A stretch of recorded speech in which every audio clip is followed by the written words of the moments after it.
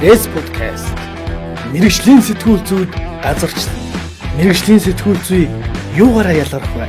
Мэргэжлийн сэтгүүл зүйн бүтээл хэрхэн бүтдэг вэ? Хандлт уу? Мэргэжлийн ёс зүй юу? Хэлбэр үү? Агуулга уу? Мэргэжлийн сэтгүүлчтэй мэргэжлийн сэтгүүл зүйн талаар ярилцъя. Пресс подкаст.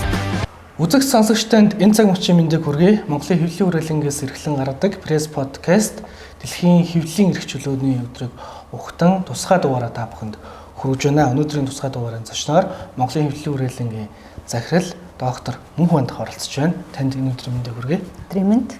За жил ирэх бүр дэлхийн хэвлэлийн эрх чөлөөний өдрөөр хэвлэлийн эрх чөлөөний индексийг танилцуулдаг. Энэ үзүүлэлт бол манай Монголын дотоодын хэвлэлийн индекс жил ирсэн буурсаар л байна. Энэ бол үг хэллэх үзэл бодлоо илэрхийлэх эрх чөлөөтэй холбоотой. Тэгэхээр яг таны судалгааны хувьд бол судлаачнуудаар харахад энэ асуудлыг өнөөдрийн түвшинд ямар байгаа талаар мэдээллийг сонсогчдод өргөж авбал. Хэвлэлийн эрх чөлөөний индексийг одоогийн байдлаар хил хязгааргүй сэтгүүлч олон улсын байгууллагаас жид болгон тогтмол гаргаж байгаа. Ер нь бол хэд хэдэн байгууллагаас гаргадаг байсан боловч энэ индексийг ер нь сүүлийн 2-3 жилийн хугацаанд бол зогсоо харгачлаа өөрчлөх зэрэг юм чиг хандлага ажиглаж байгаа. Хил хязгааргүй сэтгүүлчдээс гаргасан хэвлэлийн эрх чөлөөний индексээр өнгөрсөн оны байдлаар Монгол улс 180 орноос 88-д жигсэж исэн. 88 гэдэг бол ерөнхийдөө дунд хавцаа хэвлэлийн эрх чөлөөний индексээр бол үнэлгээгээр бол ер нь үндсэндээ Монголын хэвлэлийн эрх чөлөөний нөхцөл байдал бол асуудалтай байна. Өөрөөр хэлбэл эрх чөлөөтэй биш тодорхой хэмжээний шийдвэрлэх асуудлууд байна гэсэн ийм үнэлгээ гарсан байдаг. За 22 оноос хил хязгааргүй сэтгүүлч хэвлэлийн эрх чөлөөний индексийн аргачлалаа өөрчлөхдөө нийт оноог 5 үзүүлэлтээр тус тусад нь бас үнэлдэг болсон. За энэ 5 үзүүлэлт нь юу вэ гэхээр улс төрийн нөхцөл байдал, эдийн засгийн нөхцөл байдал хэвлэлийн эрх чөлөөтэй хамааралтай. За тэгээд эрх зүйн орчин, сэтгүүлчдийн аюулгүй байдал, нийгмийн хүчин зүйл гэдэг ийм 5 үзүүлэлтээр мөн тус тусад нь дүгнсэн байдаг. За тэгээ Монголын энэ 88-д жигсэж байгаа энэ оноог задлаад үзэхээр хэвлэлийн эрх чөлөөнд хамгийн их сөргөөр нөлөөлж байгаа асуудал нь эдийн засгийн хараат бус байдал гэдэг энэ үнэлгээгээр бас гарсан байдаг. Эдийн засгийн хараат бус байдлаараа Монголын хэвлэл мэдээлэл дэлхийн 180 орноос 129-д жигсэж байгаа бүр нэлээд хойгоор. Энэ нь юу гэсэн үг вэ гэхээр санхүүжилтийн олон төрлийн их сурвалжгүй санхүүжиж байгаа тэр орлогоосоо сэтгүүл зүйн өөрөө шууд хамааралтай болсон учраас хараат бус сэтгүүл зүй хэвлэлийн эрх чөлөө бол доголдож байна гэдэг энэ гол үзүүлэлт нь бол энэ байгаа. За энэний дараа бол эрх зүйн орчны үнэлгээг бас дурдах шаардлагатай. За эрх зүйн орчны үнэлгээгээр болохоор Монгол улс 180 орноос 99-д жигсэж байгаа.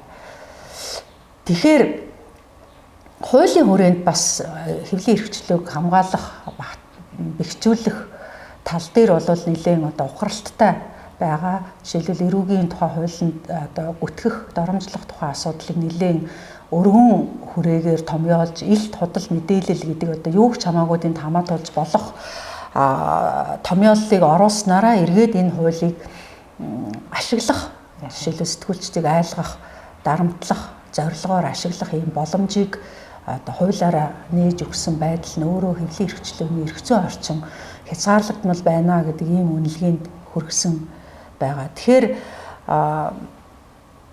олон улсын энэ байгууллагуудын үнэлгээ яг тодорхой ярих юм бол энэ хил хязгааргүй сэтгүүлчдийн хэвлэлийн эрх чөлөөний индекс бол үндэслэлтэй гарсан гэж үзэж байгаа. Монголд бол хил мэдээллийн салбарын хамгийн тулгамдсан асуудал бол эдийн засгийн хараат байдал, энэ жижигхэн зах зээлээр маш олон хэвлэл мэдээллийн хэрэгсэл өрсөлдөж байгаа. Тэгэж өрсөлдөхдөө хамгийн гол нь зах зээлийн орлогын их үүсвэр буюу зар сурталчилгааны орлогын их үүсвэр маш хязгаарлагдмал. Дээрээс нь төрийн байгууллагууд зар сурталчилгаа олон нийтэд харилцахад зориулсан тэр зардлаа хэвлэл мэдээллийн байгууллагууд руу тодорхой хэмжээгээр гэрээний хэлбэрээр байгуулж сэтгүүл зүйн үйл ажиллагаанд шууд нөлөөлөх юм чиг хандлага харагдаж байгаа гэх зэргээр бол ерөнхийдөө хэвлэлийн эрх чөлөө дунджаар харах юм бол асуудалтай. Тэн дундаа хамгийн их асуудал нь эдийн засгийн хараат бус байдал байна л гэдгийг товчхондоо бол юм. Тэгэхээр хөл мэдээллийн салбарыг манай дотооддоо ажиллаж байгаа мэргэжилтнүүд, судлаачид, сэтгүүлчид гэхээс гадна олон нийт бол шүүмжлэлтэй хандж байгаа. Тэгэхээр чөлөөт хөвлөл үүсгэн байгуулсан тэр цаг учраас эхлээл ер нь хангалтгүй таасаа ярьлаа эдийн засгийн эрхчлөөний байдал. За онолчд бол ерөнхийдөө хагас эрхчлөөтэй гэдээ үзээд байгаа шүү дээ. Тэр үүнд нөлөөлж байгаа хүчин зүйлүүдийг улс төрчтэй нэг тал болсон хаалтын гэрээ хийдэг гэсэн юм ойлголтууд яваад байгаа. Дандаа л энэ асуудлуудыг ярьсаар гал бид нар одоо өнөөдрийн түвшинд хүрч шүү дээ. Тэгвэл яг өнөөдрийн байдлаар бидэнд ямар шийдэл байна вэ?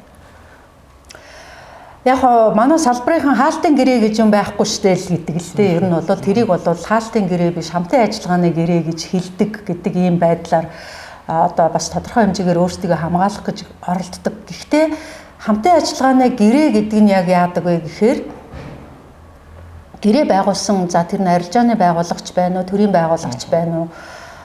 Гэрээ байгуулсан тэр байгууллагын хүссэн мэдээллийг одоо нийтлэх гэдэг заалт байгаа. Тэр нь юу гэсэн үг вэ гэхээр сэтгүүл зүй гэдэг маань бол үндсэндээ энэ өдөр болгон болж байгаа маш их олон үйл явдлаас яг алийг нь сонгож олон нийтэд хүргэх вэ? Олон нийтэд мэдээж ирэх шийдвэр гаргагчдад нийгэмд цацах вэ?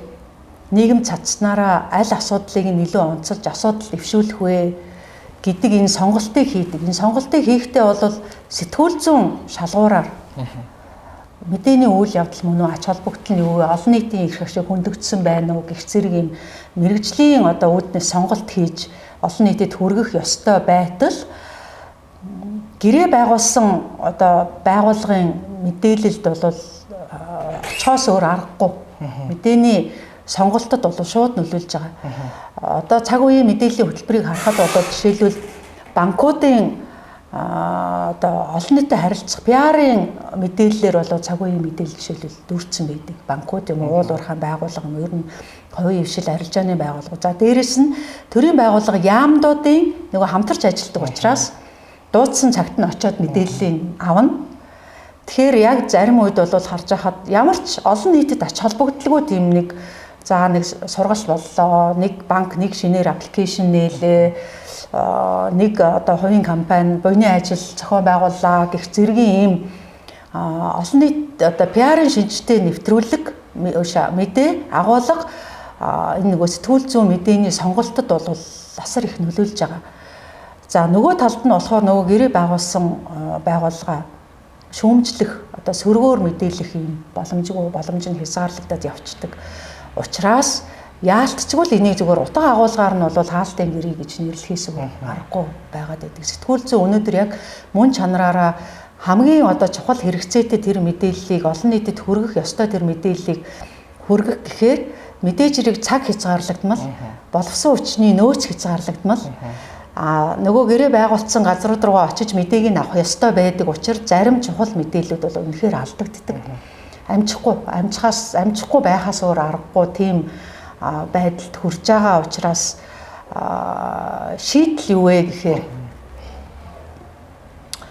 90-ад оны дунд үеэр хэвлэлийн хүрээлэн анх одоо дөнгөжил хэвлэл мэдээллийн салбар зах зээлд шилжээд арчилсан сэтгүүл зүй гэж юу юм? Ерөн сэтгүүл зүйн хараат бус байдал бодтой тэнцвэртэй байх гэдэг нэг анхдагч хамгийн наад захын зарчмыг сэтгүүлчдэд зааж эхэлж байсан тэр цаг үе рүүгээ бид нар ер нь буцах шаардлагатай болж гинүү гэж харагддаг. Өнөөдөр сэтгүүл зүйн мөн чанар, үн цэн сэтгүүлч гэдэг хүн чинь ер нь яг ямар үүрэгтэй, яагаад одоо мэрэгжлийн үүргээ энэ эдийн засгийн ашиг сонирхлоос хараад бусаар гүйцэтгэх ёстой юм бэ гэдэг тэр яриараа бид нар буцаж очихоос өөр аргагүй болчиход байна. Яагаад тэгэхээр ялангуяа залуу сэтгүүл зүй бизнес би мөнгө олж амьдрах хэрэгтэй.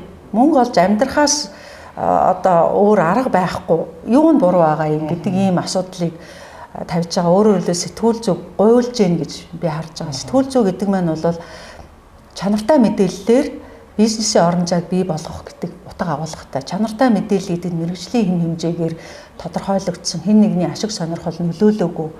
Тэр гэрээ байгуулсан байгууллагын ашиг сонирхлыг нөлөөлөөгүйгээр хараад бусаар олон нийтэд үйлчлэх зорилгоор бэлтгэсэн тэр мэдээллийг мэргэжлийн хэм хэмжээнд захирагдсан ёс зүйтэй энэ мэдээллийг бид нар сэтгүүл зүй гэдэг байгаа. Гэтэл сэтгүүл зүйг өөрийг нь худалдаад нөгөө мэдээгээ худалдаад эхлэхээр энэ сэтгүүл зүй биш болчиход байна л та.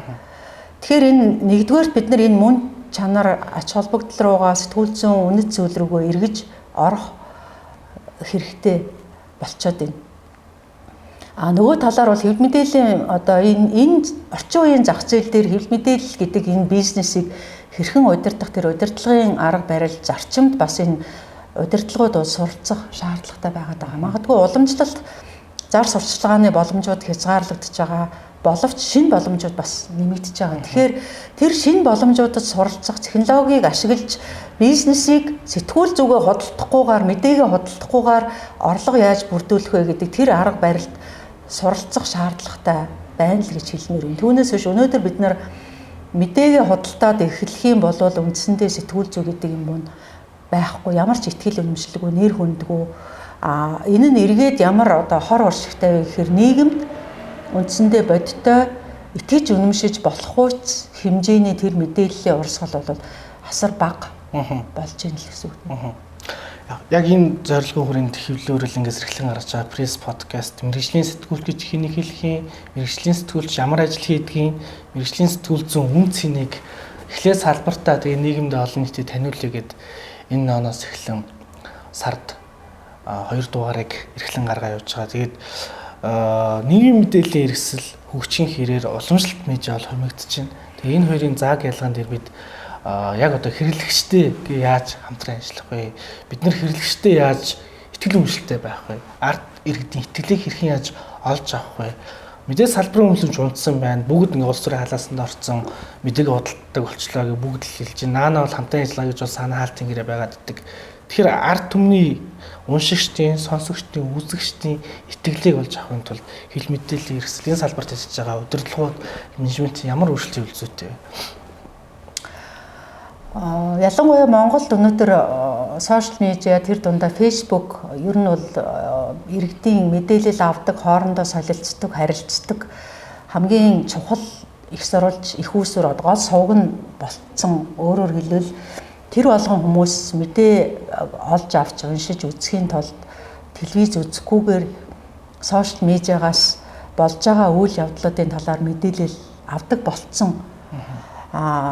Нэг талаар иргэдэд одоо шуурхай мэдээлэл авах боломж, нийгмийн одоо бусад бүлгүүдтэй харилцах боломж, тэр байтугай найз нөхөд ойр дотны хүмүүстэй хүртэл харилцах юм шинэ боломжийг нээгээд байгаа юм шиг хэрнээ. Нөгөө талаараа болохоор энэ нөгөө Facebook дээр бол хэвлэл мэдээллийнхэн ч мэдээгээ дамжуулж гин арилжааны байгууллагууд сурталчилгаагаа хийж гин, улс төрийнхэн сурталчилгаагаа хийж гин. За гуйвуулсан худал ташаа мэдээлэл маш их явж гин. Тэр болгоныг ялгаж мэдэхгүй байгаа нь өөрөө эргээд сэтгүүл зүйд ялангуяа итгэл үнэмшлээ алдах, орон зайгаа алдах зэрэг юм сөрөг үр дагавартай байгаа. Тэгэхээр хэл мэдээллийнхэн сэтгүүл зүй итгэл үнэмшлээ хадгалахын тулд ямар өөрчлөлтийг хийх ёстой вэ гэдэг асуудал ялангуяа сошиал руу шилжихээс өөр аргагүй болсон. Хэл мэдээллийн байгууллагууд үзэгчд, хэрэглэгчд хаана байна уу? Тэд нар юу хүсэж байна уу? Юу хэрэгжилж байна уу? Тэр орон зайд нь очиж хамтарч ажиллах нь угаасаа сэтгүүл зүйн мэдээллийн байгууллага бизнесийн онцлог хэрэглэгчтэй дагах, хэрэглэгчдийн хэрэгцээг дагах. Тэгэхээр сошиал орчинд сэтгүүл зүй одоо хэрэглэгчдийн итгэл үнэмшлийг олж авна гэдэг нь нэг талаар нөгөө сошиал хэрэгслийн давуу талыг ашиглахаас өөр аргагүй. Давуу тал нь юу вэ гэхээр мэдээллийн хоёр урсгал, өөрөөр хэлбэл өмнө нь хэл мэдээллийн хэрэгсэл зөвхөн ингээд агуулга цацдаг. За яг тодорхой хэмжээгээр хуучин цагаар бол одоо жишээлбэл уншигчдын захидал, сонсогчдын захидал гэдэг ч юм уу тодорхой хэмжээгээр одоо утсаар санал сэтгэл хүлээн авах зэрэг ийм арга механизм байсан боловч энэ хэрэглэгчтэйгээ харилцах энэ хамгийн гол давуу талыг сэтгүүл зүй ашиглах хэрэгцээтэй болцсон байгаа. Өнөөдөр ажиглаад байхад ихэнх хэвлэл мэдээлэл хэрэгсэн сошиал дээр өөрийн гэсэн одоо жишээлбэл Facebook дээр өөрийн гэсэн пэйжтэй байгаа. Twitter дээр өөрийн гэсэн хаягтай байгаа. Гэхдээ нөгөө уламжлалт аргаараа л яг нэг талаас л зүгээр л ингээд юмаа цацдаг.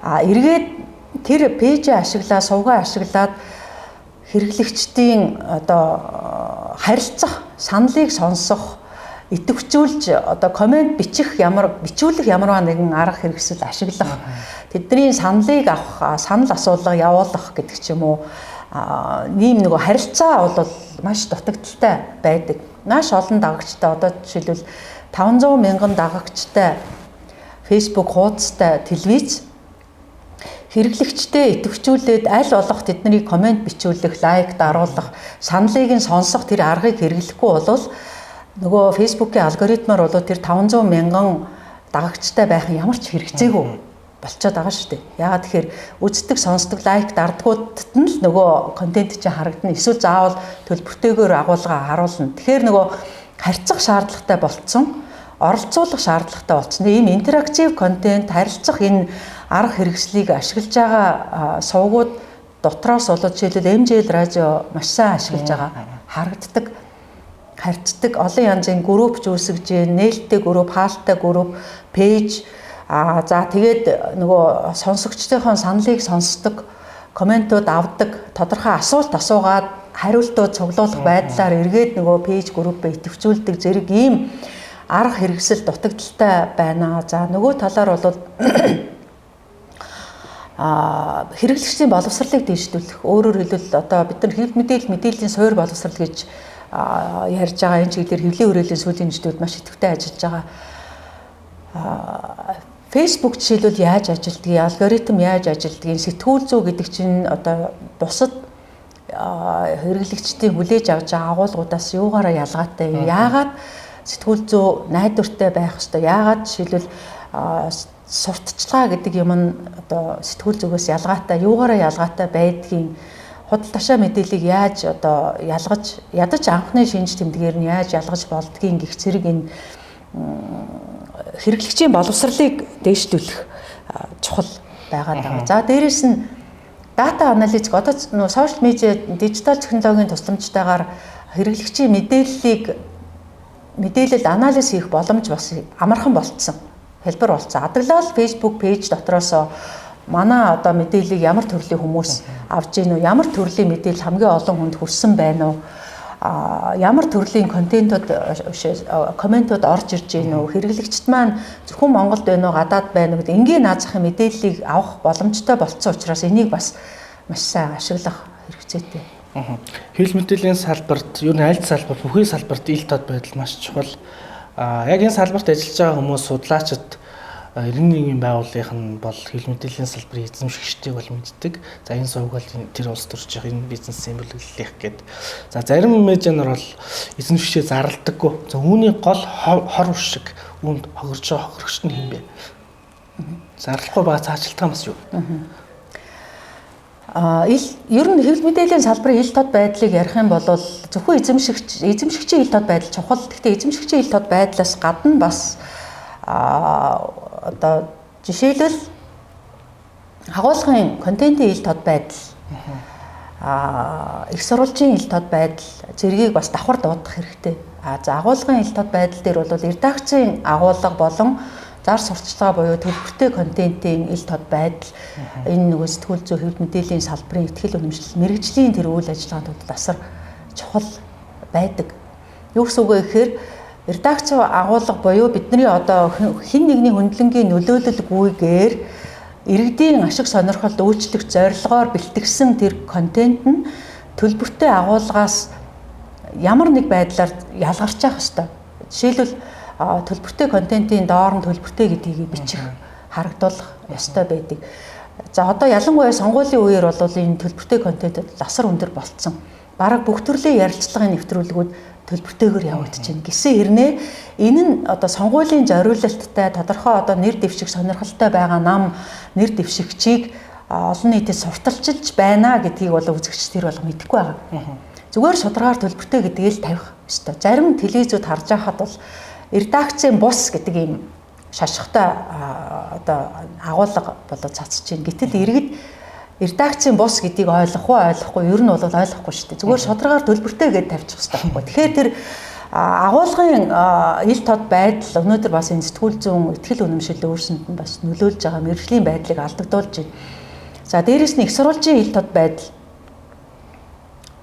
сэтгүүл зүй гэдэг юм маань энэ сэтгүүл зүй гэдэг мэргэжлийн үйл ажиллагаа маань сурталчилгаа энэ говьуулсан худал ташаа мэдээлэлээс ялгарах гол үндсэн шинж чанар нь олон талын их сурвалж дээр суурилсан их сурвалж нь өөрөө тодорхой ил тод байх шаардлагатай байдаг. Ингэжээж бид нар өөрөө ихтгэл үнэмшилтэйгээр одоо цээж дөрөн би бол мэргэжлийн сэтгүүлч гэж хэлж чадах ёстой байтал энэ бас одоо өндөр хэмжээгээр зөөлнөр ярих юм бол алдагдсан байгаа.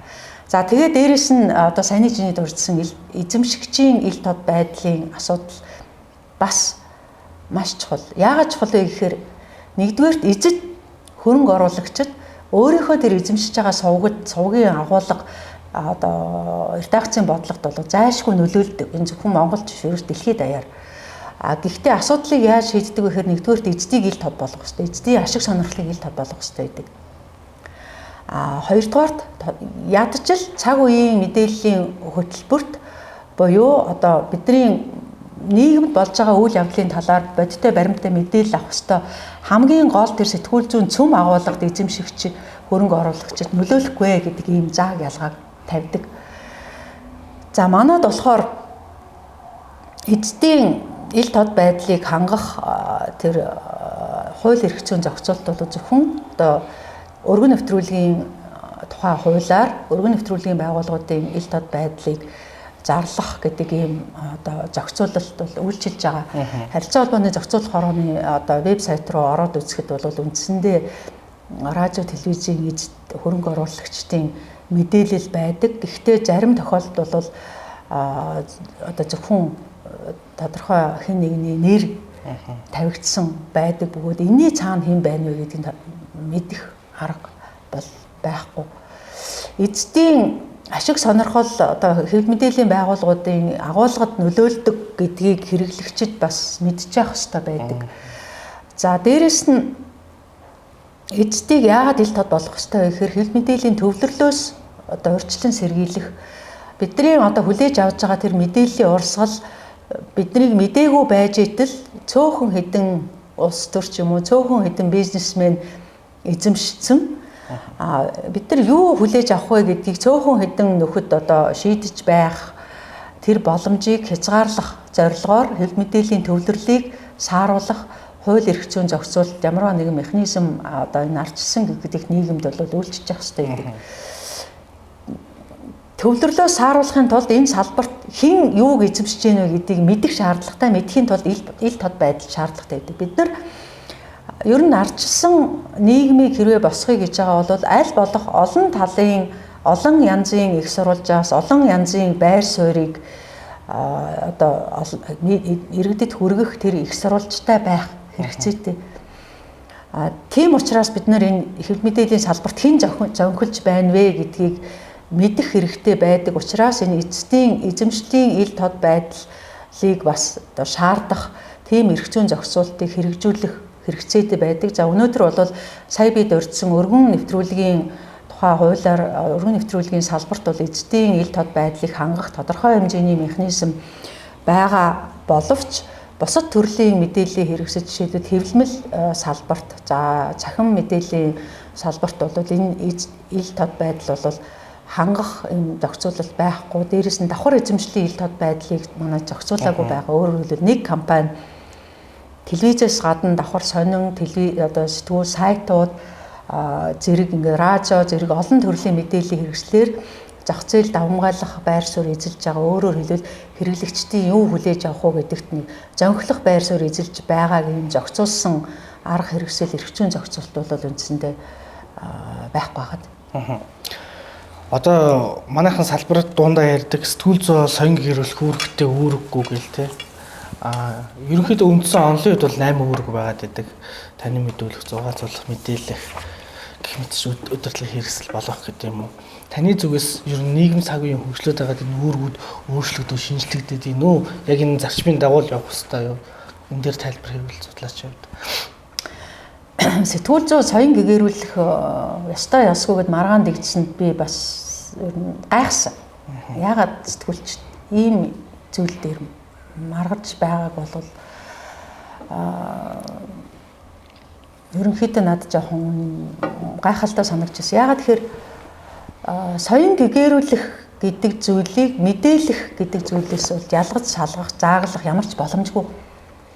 Нэгдүгээрт соён гэгэрүүлэхийн тулд мэдээлэл өгчээж соён гэгэрүүлнэ. За мэдээлэх гэдэг маань бол сэтгүүл зүйн салбарын үндсэн үүрэг. Энийг бол нэг талаар одоо баримт нотлогоотойгоор цаг үеийн мэдээллийн хөтөлбөрт бол ялангуяа одоо баримт нотлогоогоор ямар нэгэн үзэл бодол оруулахгүйгээр тий олон талын их сурвалжтайгаар мэдээлэх шаардлагатай болооч ингэж мэдээсэн ч хинч гэсэн тэр одоо мэдээлэл дундаас сэтгүүл зүйн мэдээн дундаас хэрвээ одоо тэгж ярмаар байгаа бол шин зүйлийг мэдэж авч одоо өөрийгөө боловсруулж танин мэдж байгаа. Тэгэхээр энэ танин мэднэ гэдэг маань өөрөө соён гэгэрүүлэх үйл ажиллагааны нэг салшгүй нэг хэсэг байгаа. За үүний зэрэгцээгээр мэдээж хэрэг өөр бусад төрлийн агуулгаар одоо жишээлбэл магадгүй одоо цэнгэнд хөтөлбөрт орж байгаа магадгүй одоо эрх зүйн хөтөч гэдэг ч юм уу баримтат одоо нэвтрүүлэг сурвалжлах хөрөг юу ч байж болно. Шинэ мэдээлэл танин мэдхүйн агуулгатай агуулгыг хүн үргэлж хүлээж авч идэг. Ямар нэгэн байдлаар шинэ зүйлийг хүлээж авч ийн гэдэг бол танин мэддэг соён одоо гэгэрэх ийм үйл явцыг дамжиж байгаа гэдэг агуулгаар одоо соён гэгэрүүлэх үүргийг гарцаагүй хүлээж байгаа. Тэр энэ үүрэг бол энэ хэдийгээр одоо мэдээлэл хүлээж авах сувгууд өөрчлөгдөж байна. Сошиал медиагаар бид нар бас олон төрлийн агуулгыг хүлээж авч байгаа боловч энэ соён гэгэрүүлэх үүрэг өөрчлөгдөөгүй. Яг л одоо байх ёстой агуулга нэг. Гэхдээ энэ дээр бид нар бас нэг зүйлийг ялгаж салгаж ярих хэрэгтэй байгаа. Тэрний юу гэхээр сэтгүүл зүй хэвлэл мэдээлэл гэдгийг бид нар хольж яриад нэг агуулгаар яриад идэг. Хэвлэл мэдээлэл гэдэг жишээлбэл телевизээр мэдээч гарч ийн, уран сайхны киноч гарч ийн, концерт гарч ийн, спорт гарч ийн, цэнгийн нэвтрүүлэг шоу гарч ийн. Тэд нар бүгдээрээ сэтгүүл зүй биш, тий? Гэхдээ хэвлэл мэдээлэл нийтдээ бол жишээлбэл одоо мэдээлэх, танин мэдүүлэх, соён гэгэрүүлэх, зугаацуулан цэггүүлэх гэдэг энэ үүргийг гүйцэтгэж байна шүү дээ. Бид нар ярихдаа хэвлэл мэдээлэл гэж ярихдаа нөгөө буруу яриа зөв ойлгоцсон гэхчээр хэвлэл мэдээлэл гэж ярьж байгаа хэрнээд ордроо толгойдоо болохоор сэтгүүл зүй гэж өөрсдөө ойлгож хоорондоо маргаж мэтгэлцээд байдаг. Сэтгүүл зүй өөрөө ч танин мэдүүлэх, мэдээлэх, зугаац цэнгүүлэх үүрэг хүлээдэггүй гэвэл хүлээдэг. Гэхдээ өргөн агуулгаараа болоод жишээлбэл шоу цэнгийн болоод сэтгүүл зүй биш. Шоу цэнгийн хэлбэрээр танин мэдүүлчих болно, мэдээлчих болно, зугаац болон цэнгэлж болно. Тэгэхээр ийм нарийн ялгаа байдаг. Гэхдээ сэтгүүл зүйн хувьд бол үндсэн үүрэг зарчим хэдийгээр мэдээллийн салбар өөрчлөгдөж байгаа ч гэсэн үндсэн үүрэг хариуцлага тэр мөн чанар бол өөрчлөгдөөгүй. Улам бүр чухал болж байна. Яагаад тэгэхээр баримтат мэдээлэл, бодиттой тэнцвэртэй мэдээлэл ямар ч нийгэмд хэрэгжээд тийм мэдээлэлгүйгээр бид нар бодлого шийдвэр гаргах боломжгүй, бодлого шийдвэрийн талаар мэдээлэл, итгэхүйц мэдээлэл хүлээж авах боломжгүй тэр үүргийг сэтгүүл зүй гүйцэтгэх ёстой. Тэр үүрэг хэвээрээ л. Таасаа эзэмшигчийн тухай ярьлаа. Тэгээ эзэмшигчийн тухай ярихдаа өргөн нэвтрүүлгийн тухай хуулийн дагуу бид нар хэрэглэгчид хураамж төлж байгаа. Тэр 18 сувгаар суугт багтаагүй одоо телевизэн ч юм уу хөл мэдээллийн салбарт ажиллах сэтгүүлчдийн зүгээс адил тэгш хандах ёстой. Энэ 18 бол лоббины, улс төрчдийн шахааны, эдийн засгийн бизнесийн бүлэглэлийн хүмүүс орж ирсэн байна. Алийн өргөн нэвтрүүлгийн сүлжээнд оруулаад алийг оруулахгүй байгаа юм бэ. Тэгээ үндснээ олон нийтийн ажлаас төсөв санхүүждэг байж чинь ямар контент хийгээд байгаа юм бэ. Гэмцлийн салбар дундах хүлж илдсэн асуудлууд их боллоо шүү дээ. Та энэ дээр чинь ямар тайлбар хийх вэ? Сүүлийн жишээ гэх юм бол 18 сүгээр зэрэгний нэвтрүүлэг чинь явлаа шүү дээ. Өргөн нэвтрүүлгийн тухай хуулийн дагуу өргөн нэвтрүүлэг гэдэг одоо телевизүүдийн тодорхой хэсэг бүлгийг тодорхойлоод өгсөн байдаг. Гэхдээ ер нь яг энэ 18-ын телевизтэй холбоотой маргааныг ярих юм бол нэр томьёоны асуудал ярих хэрэгтэй гэдэг. За өргөн нэвтрүүлэг гэдэг уул нь бол сонгодог уламжлалт дагуулгаараа Дээрх нь үед одоо дижитал технологи төдийлөн хөгжөөгүй агаарын төлөвөөр телевиз радиог нэвтрүүлдэг байх үед бол тэр тухайн улс орны агаарын долгионыг тухайн улс нь эзэмшдэг. Тэр агаарын долгион нь бол хязгаарлагдмал байдаг учраас цөөхөн тооны одоо радио телевизэд тэр долгионыг хуваарлах шаардлагатай. Тэгэхээр тэр хуваарлахын тулд бол тодорхой хэмжээний тусгай одоо зөвшөөрөл олгохын тулд тодорхой шаардлага тавина. Тэгэхээр сонгодог агуулгаараа бол тэр радио долгионыг ашиглаад тусгай зөвшөөрөл авсан тодорхой хэмжээний тусгай шаардлагад нийцэж ажиллаж байгаа радио телевизийг өргөн нэвтрүүлгийн байгууллага гэж нэрлэж ирсэн. За энэ нөхцөл байдал нь одоо бол өөрчлөгдсөн байгаа. Дижитал технологи IPTV хөгжөөд одоо заавал радио долгионыг ашиглахгүйгээр олон нийтэд өргөн хүрээнд олон нийтэд радио телевизийн нэвтрүүлгийг дамжуулах юм боломж нээгдсэн байгаа. Гэсэн хэдий ч өргөн нэвтрүүлгийн тухай хууль нь тодорхой одоо хэдэн 18 телевизийг за яг нарийн ярих юм бол 20 телевиз буюу одоо олон нийтийн радио телевиз өөрөө өргөн нэвтрүүлгийн одоо төрөлд багтж байгаа. Тэгэхээр 20 телевиз одоо энэ өргөн нэвтрүүлгийн телевизийн ангилал багтана. Энэ дотроос энэ 18 нь тодорхой хэмжээгээр одоо кабелийн телевизээр нэвтрүүлгээ олон нийтэд хүргэснийхэн төлөө эргээд кабелийн тэр үйлчлэгээ эрхлэгчдээс санхүүжилт одоо авнаа гэдэг ерөнхий одоо товчхон ярих юм бол ийм зохицуултыг хийсэн байгаа. Гэтэл асуудал нь яагаад гарч ирээд байна вэ гэхээр яагаад энэ 18 телевиз гэж тэр кабелийн телевизээр үйлчлэгээгээ дамжуулж байгаа тэр байтугай олон төрлийн одоо телевизүүд байгаа. За тэр өөр бусад телевизүүдийг болохоор хуулинд арилжааны телевиз гэд тодорхойлчихж байгаа юм. Тэгээ арилжааны телевиз бол энд хамаарахгүй мөнгө авахгүй. Гэтэл энэ 18 телевизүүд өөрсдөө бас л арилжааны телевиз байхгүй юу? Хувийн хвшлийн ашигын төлөө үйл ажиллагаа явуулж байгаа телевиз. Тэгэхээр яагаад тэд нар нь өргөн нэвтрүүлэг нөгөө нэг хэсэг арилжааны телевизийн өргөн нэвтрүүлэг нөгөө хэсэг арилжааны телевиз нь зүгээр л арилжааны телевиз вэ? Тавьж байгаа шаардлага ямар ялгаатай байна вэ? Жишээлбэл өргөн нэвтрүүлгийн лиценз авж байгаа тусгай шаардлагын дагуу одоо өндөр шаардлага тавигдана гэсэн үг шүү дээ. Тодорхой хэмжээний тусгай нөхцлөөр одоо нэмэлт санхүүжилтийн их усүр авж байгаа. Тэгэхээр өндөр шаардлага тавигдана.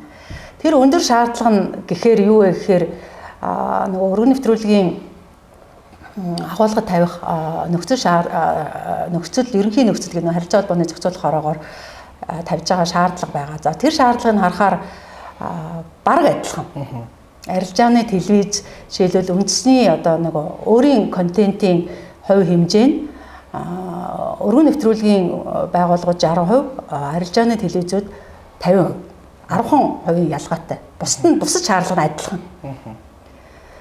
Тэгсэн хэрнээ өргөн нэвтрүүлгийн байгууллагууд нь болохоор нэмэлт санхүүжилт авна. Мэдээж хэрэг нөгөө жижиг одоо адилхан кабелийн телевизүүдээр нэвтрүүлгээ цацж байгаа тэр телевизүүд санхүүгийн тийм дэмжлэг байхгүй. Дээрээс нь өрсөлдөөний илт одоо нөгөө байгууллагуудын давуу талд бол юу яаж байгаа хохирч байгаа.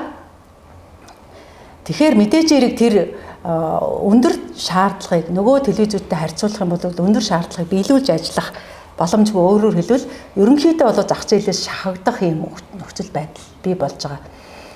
Өөр нэг дурдах ёстой асуудал бол энэ 18 телевизийг мөнгөө хуваарлах тэр арга механизм нь телевизүүдийн холбоогоор дамжиж байгаа. Телевизүүдийн холбоог болохоор нийтийн эрх зүйн хуулийн этгээд гэд нэрлэж байгаа юм. Телевизүүдийн холбоо яагаад хэв мэдээллийн салбарын энэ хараад бус салбар байх ёстой шүү дээ. Төр засгаас хараад бус үйл ажиллагаа явуулж явах ёстой энэ салбарыг нийтийн эрх зүйн хуулийн этгээд гэж нэрлэнгүүтээ одоо засгийн газраас юм нэг шууд хамаарал бүхий харилцааг үүсгэж байгаа.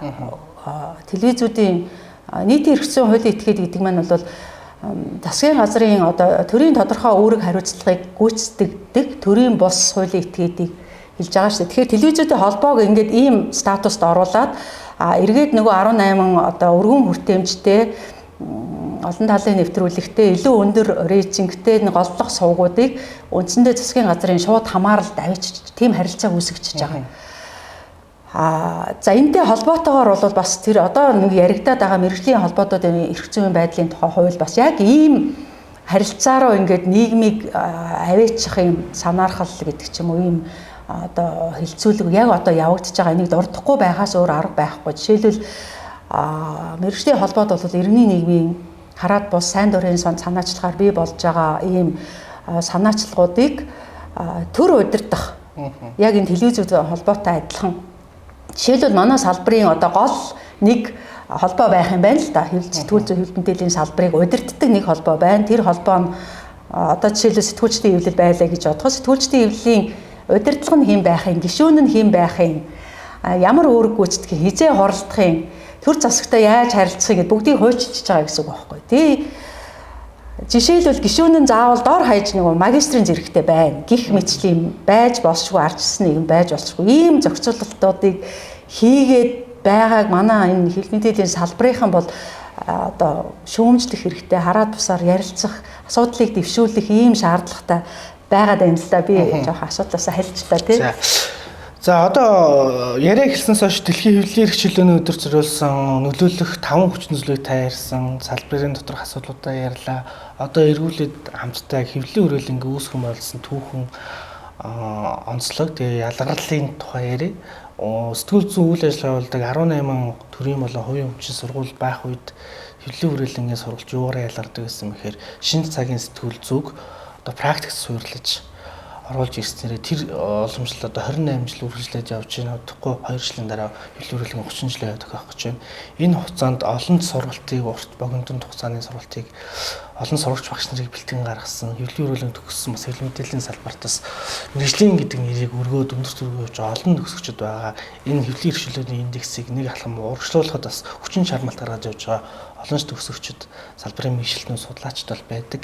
Тэгэхээр та энэ тухайг нь хэвлэлийн хүрээлэнгийн сургалтын арга барил практик суурьсан төлөвшүүлэх энэ нэг ноу хаугийн тухай ярилцвал яриад дэлгэрэнгүй яриаг өгнөлвөл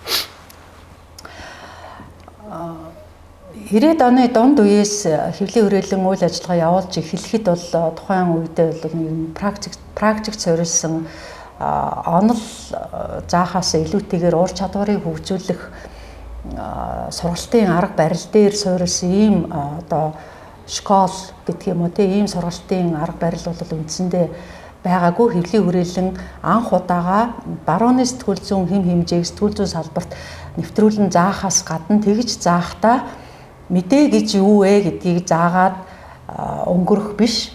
Оюутнуудыг гаргаж яг мэдээг нь хийлэгдэг, хийсэн мэдээн дээр нь эргэж шүүмжилдэг, дахиад засаж сайжруулдаг. Ярилцлага гэж юу вэ гэдгийг заагаад өнгөрөхөөс илүү ярилцлагыг нь хийлэгдэг ийм сургалтын арга барилыг нэвтрүүлснээр онцлог. Энэ одоо онцлог арга барилаа бол хэвлэлийн хүрээлэн одоо хүртэл хадгалсаар ирсэн. Гэхдээ нэгэнт хэвлэл мэдээллийн салбар өөрчлөгдөж байгаа учраас манай сургалтын агуулга барил энэ хэвлэл мэдээллийн салбар сэтгүүл зүйн өөрчлөгдөх тэр хэрээр шаардлага хэрэгцээг дагаад сургалтын хөтөлбөр агуулгын хувьд ч заах арга барилын хувьд ч тэр бас л одоо өөрчлөгдөж баяжиж ирсэн байгаад байгаа. Жишээлбэл сэтгүүл зүйн манай одоо гол цөм сургалт сэтгүүл зүйн дээд курс буюу 6 сарын одоо хугацаанд өөр мэргэжилттэй хүмүүс сэтгүүл зүйг одоо сургадаг энэ сургалтын хөтөлбөрийн төгсгөлд нь оюутнууд бүгдээрээ сонин эрхлэн гаргадаг байсан. Сонин эрхлэн гаргах бүх процессыг одоо жишээлбэл редакцид хуваагддаг, за сонины их бэлтгэлээ хариуцдаг, сонино хэвлэх, бүр тэр байтугай борлуулах тэр шатанд хүртэл одоо ангиараа баг болоод ажилладаг энэ зарчим дээр бол 2000 оны дунд үеэс эхлээд онлайн сэтгүүл зүйн арга барилыг сэтгүүл зүйн одоо зарчим онцлогийг сургалтын хөтөлбөр дээр нэвтрүүлсэн. Дээрээс нь одоо цахим сонин эрхлэн гаргах агуулгыг одоо хөтөлбөртөө оруулсан байдаг. За тэрний дараахан мобайл сэтгүүл зүй буюу одоо можог сэтгүүл зүйн энэ сургалтын агуулга дотроо бол бас шинээр нэвтрүүлж оруулсан. Мобайл сэтгүүл зүйн тоног төхөөрөмж хөдөлж авах ухаалаг утсаараа одоо контент бэлтгэх аппликейшн, ухаалаг утсаар мэдээлэл бэлтгэх тэр арга барилын онцлогийг заах. За энэний дээрээс нь бол бас тодорхой хэмжээгээр сэтгүүл зүй өнөөдөр зөвхөн одоо мэдээлэх хангалтгүй болсон нөлөөллийн сэтгүүл зүй гэдэг утга агуулга бас орж ирсэн. Ялангуяа хөгжлийн асуудлыг асуудалд бол сэтгүүлчид илүү идэвхтэй байр суурьтай байх, жишээлбэл байгаль орчны салбарт бол нөлөөллийн үүрэг гүйцэтгэх ёстой гэдэг ийм одоо ухагдхан бий болсон ийм чиг хандлага бас илүү хүчтэй нөлөөснөөр бид нар бол хөгжлийн сэтгүүл зүйн утга агуулга яагаад бид нар жишээлбэл байгаль орчны салбарт зөвхөн мэдээлэлд орхиж болохгүй юм бэ? Яагаад бид нар өөрсдөө активистийн нөлөөллийн үүргийг гүйцэтгэх ёстой юм бэ гэдэг ийм утга агуулга, заах арга барилыг нэмэгдүүлсэн. За, ерөн сурвалжлах сэтгүүл зүй бас тусад нь ярих шаардлагатай баг. 2017 оноос эхсүүлээд сэтгүүл зүйн сургалтын агуулга дотор хэвлийн хүрээлэн одоо ерөн сурвалжлах агуулгыг илүү хүчтэй байр суурь, цагийг нэмэгдүүлэх, заах арга барилыг өөрчлөх, шинжлэх зэрэг ингээд цаг хугацааны өөрчлөлтийг дагаад хэвлийн хүрээлэнгийн сургалт агуулгын хувьд ч тэр заах арга барилын хувьд ч тэр өөрчлөгдөж, баяжиж ирсэн. Гэхдээ тэр практик одоо сэтгүүл зүйд суурлах, ур чадварыг хөгжүүлэх, хийнгээ суралцах тэр зарчим бол одоо хүртэл бас хэвээрээ байгаа гэдгийг бас хэлэх хэрэгтэй. За, сүүлийн асуултыг танаас асууя. Хэвлэлийн хүрээлэнгийн брендинг бас олон зүйл байна. Ерөн сурвалжлах сэтгүүл зүйн сургалт, сэтгүүл зүйн дэд курс, PR-ын сургалт гэх мэтчлэн. За, хамгийн том нэр уцалсан зүйл бол Монголын хэл мэдээлэл өнөөдөр гэсэн мониторингийн судалгаа. Үүнийг та санаачилж хийх эхний жилдэр бол удирдах зөвлөлийн гишүүдээс нэлээд эсэргүүцэлтэй тулгарч аюул шиг сэжээр хааж заавал хийнэ гэж одоо хүртэл тасралтгүй судалгаа хийгцээр байгаа. Одоо удахгүй энэ сардаас мониторингийн шинэ нурны үр дүн танилцуулах байх. Тэгэхээр яг энэ судалгааг эрэлтэнд оруулж санаачилж нотгошуусах болсон тухайд товчхон тайлбар өгвөл. Хэвлэл мэдээллийн мониторингийн судалгаа 25 дахь жилдээ энэ жил яг 25 жилийнх нь ой болж байна. Яг би санаачилсан гэвэл жоохон даруухан биш болчихно л яг анхдагч нэг арга зүйг одоо боловсруулах, яг нутагшуулах ажлыг яг хариуцсан ажилласан гэвэл арай үнэнд нийцэх бах. Яг мониторингийн судалгаа гэдэг төсөл хэрэгжиж ихсэн Данидагийн санхүүжилттэйгээр Даны одоо сэтгүүл зүйн сургууль, Аархусын их сургуулийн сэтгүүл зүйн одоо нэг их сургуулийн сэтгүүл зүйн тэнхимийн профессортай хамтраад ингээд яг хоёулаа ямар арга зүйгээр яг ямар төрлийн мониторинг байх вэ гэдгийг энэ арга зүйн хувьд шийдэх, арга зүйгээ боловсруулах, хамгийн анхны мэдээллийг цуглуулах ажлыг бол гардаж яг хэрэгжүүлж ирсэн. За, тухайн үед бол 1999 онд хэвлэл мэдээллийн салбарт маш олон одоо 1000 гаруй хэвлэл мэдээллийн хэрэгсэл байгаа гэдэг ийм ерөнхий яриа тоо байдаг. Хууль зүйн яамн дээр хэвлэл мэдээллийн хэрэгсэл бүртгүүлдэг байсан. Тэр бүртгэлийн дагуу бол 1200 гаруй хэвлэл мэдээллийн хэрэгсэл байна гэсэн тоог бид нар ингээд амд амжаад яриад байдаг байсан хэрнээ яг боддоор хідэн хэвлэл мэдээллийн үйл ажиллагаа явуулж байгааг бол мэддэггүй тийм тоо байдгүй байсан. Яг тийм цаг үе дээр төслийг ер нь хэвлэл мэдээллийн салбарын статистик тоог бүрдүүлэх юм чиглэлийн мониторингийн судалгааг хэрэгжүүлэх гэдэг одоо арга зүйдээр одоо зөвлөх профессортойгоо санал нэгдээд энэ статистик тоог бүрдүүлэх мониторингийн ажлыг хэрэгжүүлж ихэлсэн. За, энэ цаг үедээ давхцаад хууль зүйн яамнаас одоо тухайн үед нямд орж сайд байх үед бол хэвлэл мэдээллийн хэрэгслийг одоо шалгах, ялангуяа одоо эрүүгийн хуулийн хэрэгжилттэй холбоотойгоор тухайн үед садар самууныг сурталчилж болохгүй гэдэг эрүүгийн хуулийн дээр заасан садар самууны сурталчилж байгаа, гэмт хэргийг сурталчилж байгаа мэдээллийн хэрэгслийг шалгаад ингээ хуулийн дагуу хууль зөрчсөн гээд хаах ч гэдэг юм хязгаарлах ийм үйл ажиллагаатай давхцсантай холбогдуулаад манай мониторингийн судалгаанд бол асар их бэрхшээл тулгарсан. Тэр нь юу вэ гэхээр хэвлийн хүрээлэн хууль зүйн яамтай хамтарч ажиллаад ингээд одоо хэвлэл мэдээллийн салбар тагнуулын үйл ажиллагаа явуулаад нэмдэрч сайдтай хамтарсан ийм цензурын үйл ажиллагаа хэрэгжүүлж ийн гэдэг ийм шүүм яриа, шүүмжлэл, бүр ил тодоор буруутгах, татгалзах, судалгааг эсэргүүцэх зэрэг ийм ажиллагаа явагдаж байсан нь бол асар ийм хүнд нөхцөлийг бүрдүүлж ирсэн. За, дээрээс нь манай хэвлэл мэдээллийн салбарын ил тод байдал гэдэг зүйлийг бол үндсэндээ тийм мэдлэг ойлголтгүй байсан учраас сонины борлуулалтын тоо яагаад та нар судлаад байгаа? Та нарт ер нь ямар хамаатай юм?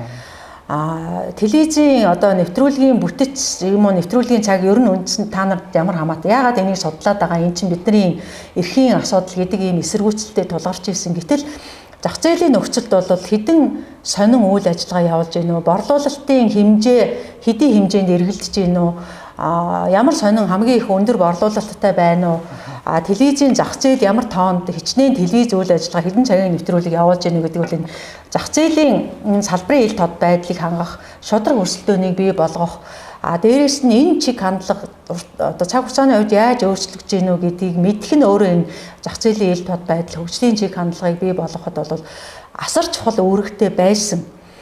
За 25 жилийн хугацаанд энэ судалгааг хэрэгжүүлснээр бид нар 25 жилийн хугацаанд хэвлэл мэдээллийн салбарын зах зээл яаж өөрчлөгдвөө гэдэг тэр хөдөлшгүй баримтыг бий болгосон. Одоо зах зээлийн хувьд жишээлбэл сонины тоо эрс буурсан, орон нутгийн хэвлэл мэдээллийн хэрэгслийн тоо буурч байна, сонины борлуулалт буурч байна, цахим хэрэгсэл өөрчлөгдөж байна, энэ телевизийн бүтэц өөрчлөгдөж байна, телевизийн салбарт ажиллаж байгаа боловсон хүчний бүтэц өөрчлөгдөж байна, цалин мөнгө өөрчлөгдөж байна гэдэг энэ болгоныг бид нар 25 жилийн хугацаанд тоогоор яг баримтжуулж цуглуулсан учраас өнөөдөр энэ 25 жилийн босгон дээр энэ судалгаа ямар чухал ач холбогдолтой байсан бэ гэдг нь бол маш тодор харагдаж байгаа. Хэмжиж чадвал удирдах чадна гэж тэ. Мэргэжлийн сэтгүүл зүйд газар туршлага ураатай пресс подкаст та бүхэнд дэлхийн хэвлэлийн орчлоонуудаар зориулсан тусгай дугаараа хүргэлээ. Өнөөдрийн тусгай дугаарын зочноор Монголын хэвлэлийн үргэлэнгийн гүйцэтгэх захирал доктор Мөнх Мантах оролцлоо. Таны ажил амжилт хүсье. Пресс подкаст. Мэргэжлийн сэтгүүл зүйд газарчлал. Мэргэжлийн сэтгүүл зүй юугаараа ялгарх вэ? Мэргэжлийн сэтгүүл зүйн бүтээл хэрхэн бүтдэг вэ? Хандлт уу? Мэргэжлийн ёс зүй юу? Хэлбэр үү? Агуулга уу? Мэргэжлийн сэтгүүлчтэй мэргэжлийн сэтгүүлчийн талаар ярилцъя. Пресс подкаст.